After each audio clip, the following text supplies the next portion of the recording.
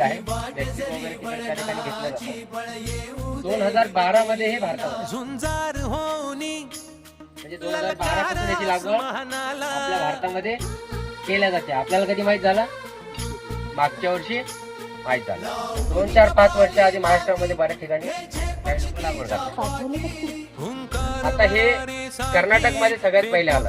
त्या ठिकाणी म्हैसूर युनिव्हर्सिटी मध्ये याच्या व्हरायटीवरती त्यांनी काम केलंय आणि त्यानंतर आता हे एमपी मध्ये मोठ्या प्रमाणात घेतलं जातं. त्याच्यानंतर आता सगळ्यात जास्त लागवड ती आपण गुगलवर सर्च केलं तर तुम्हाला लक्षात येईल. वाशिम मध्ये सगळ्यात जास्त लागवड आहे.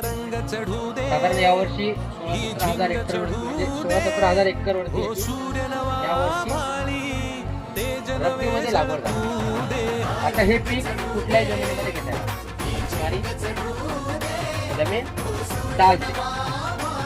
दुसरं याचा जो हंगाम आहे आपण एक त्याला खरीप मध्ये घेऊ शकतो किंवा आपल्याला ते रब्बी मध्ये घेतात.